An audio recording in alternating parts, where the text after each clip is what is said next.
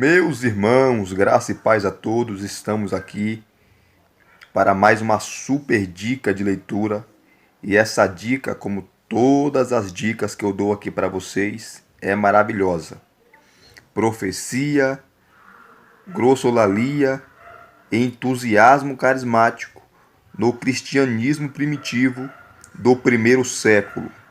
Uma análise exegética de 1 Coríntios, o capítulo 12, 13 e 14, de 1 a 25. 1 Coríntios, capítulo 12, o 13 e o capítulo 14, de 1 a 25. Sobre os dons espirituais ali, o contexto social, o contexto político, contexto posterior, anterior, imediato. É o livraço do pastor Leandro Formic. Ele não é muito conhecido, tá? Mas é um moço muito capaz. Deixa eu mostrar aqui a sua formação. O Leandro Formic. Deixa eu mostrar direitinho para vocês aqui, ó. Leandro Formic é bacharel em teologia pela Faculdade Teológica Batista de São Paulo. Ele está graduando, né? Está se graduando em letras pela USP, mestre em ciências da religião pela Universidade Metodista e doutorando em ciências da religião pela Universidade Metodista, tá? Então, ele é um profundo conhecedor. E esse livro aqui, ele faz uma análise exegética dos capítulos 12, 13 e 14 de 1 Coríntios. E ele vai usar aqui muito grego, que ele fala grego, inclusive ele dá aula de grego. Ele vai usar muito grego aqui, explicando de fato, tirando o texto do seu original e explicando de uma forma coesa, precisa, coerente e consistente sobre esses capítulos, tá? Abrindo aqui para você ver,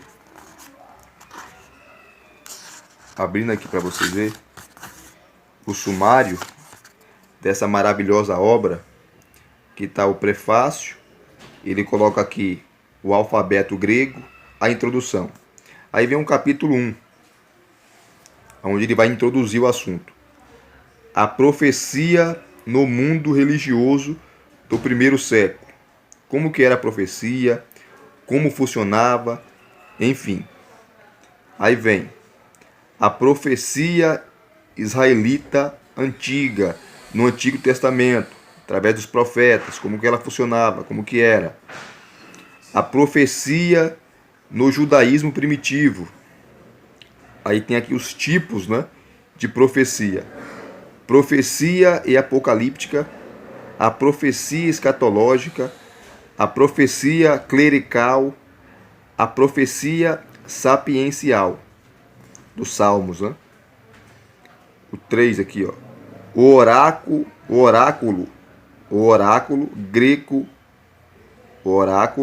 greco-romano, o local de culto, os tipos de oráculos, as formas e funções dos oráculos, os oráculos sibilinos, que nos templos dos deuses,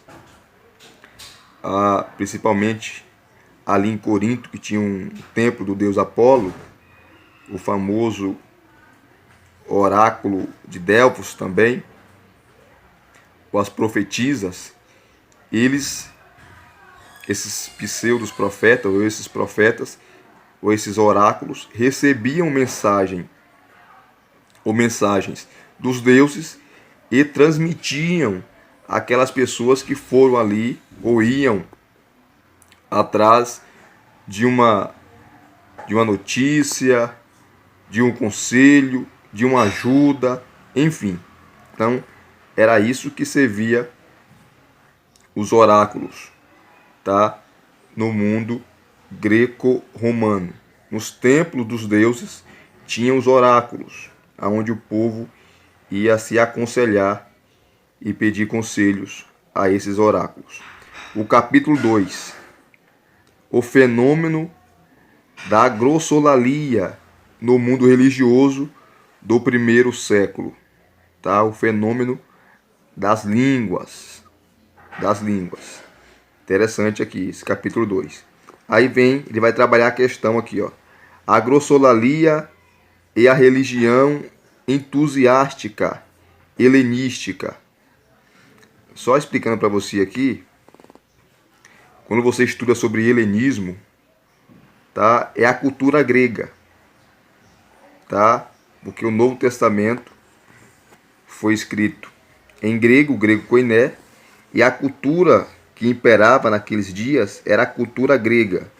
Então, quando ele fala assim, a glossolalia e a religião entusiástica helenística, tá? É a religião grega, o pensamento grego presente ali nas comunidades, nas cidades do primeiro século, aonde a igreja nasceu, certo? Aí vem o êxtase religioso,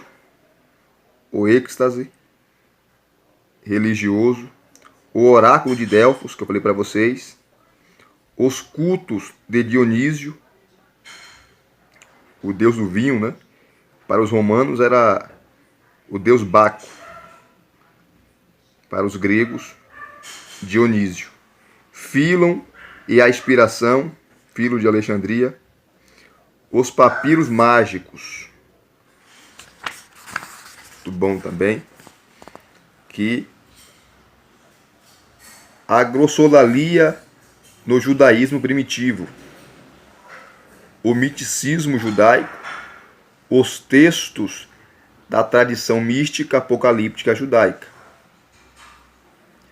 Só sobre as línguas, né? A glossolalia na perspectiva antropológica, na antropologia. Aqui vem o capítulo 3 agora, depois dele dar toda uma visão panorâmica, ele vai introduzir o assunto. Capítulo 3, análise exegética de 1 Coríntios 12, 13 e o capítulo 14, de 1 a 25. Aqui ele vai expor o texto grego, tá? Todo o texto grego e a tradução de 1 Coríntios, capítulo 12, de 1 a 31. Depois ele faz uma análise do conteúdo, tá? Uma análise do conteúdo, explicando aí ponto por ponto, de uma maneira exegética, desse capítulo 12. Todos os versículos aí, dos 31 versículos. Depois, texto grego e tradução de 1 Coríntios, capítulo 13, de 1 a 13. Aí ele vai fazer também uma análise do conteúdo completo desses 13 versículos. Aí vem aqui, texto grego e tradução de 1 Coríntios, capítulo 14, de 1 a 25. Aqui ele expõe a crítica textual de 1 Coríntios 14, de 1 a 25, e as características formais, delimitação, coesão interna, o estilo, o gênero literário, época e ambiente vivencial, isso aí é muito importante, o contexto da época, e a análise do conteúdo. Aqui tem as considerações finais e as referências bibliográficas, são aí 219 páginas, ele explicando de uma maneira maravilhosa, tá? Então, ele é demais esse livro aqui, como eu falei, como ele faz uma análise exegética, ele vai usar muito grego, né? Muito grego. Só mostrar para vocês aqui uma parcela, que não dá para mostrar tudo, tá? Capítulo 3, análise exegética de 1 Coríntios 12, 13 e o 14, de 1 a 25. Aqui é o texto grego de 1 Coríntios 12, de 1 a 31, todo o texto, ele põe em grego, tá? Eu não leio grego, né? Eu não leio grego.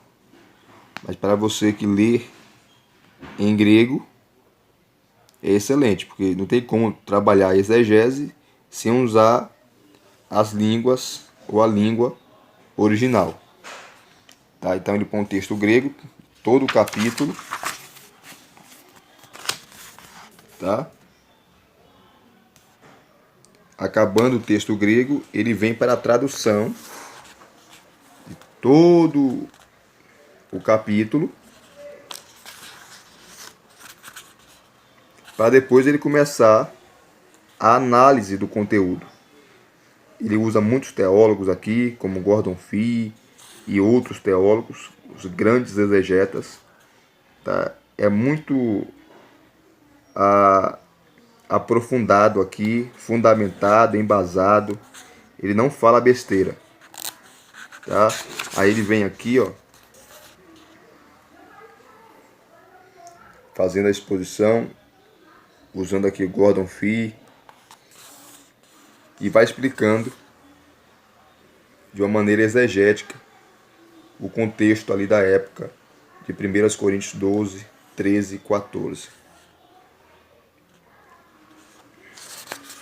Tá muito bom aqui. Muito bom. Sempre usando o grego, como vocês estão vendo. Sempre ele usando o grego. Tá certo?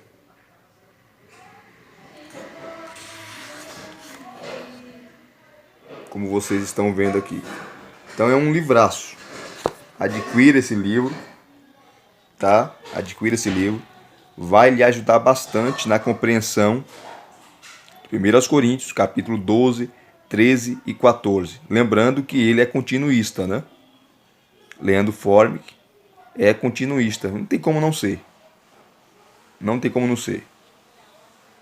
Qualquer leitor sério das Escrituras, estudante sério das Escrituras, é continuista. O cessacionismo é um engano. Não dá para defender. Respeito aos meus irmãos. Respeito os meus irmãos cessacionistas, mas não tem base bíblica para fundamentar esse pensamento. Não tem. Então, é um livraço, adquira. E se você gostou, por gentileza, deixa aí os seus comentários, tá? Deixa o seu joinha, que é de suma importância. Dá o seu like. Se você ainda não é inscrito, se inscreva no canal e acione o sino para receber todas as notificações, tá certo? Muito obrigado mais uma vez. Graça e paz. Até os próximos vídeos.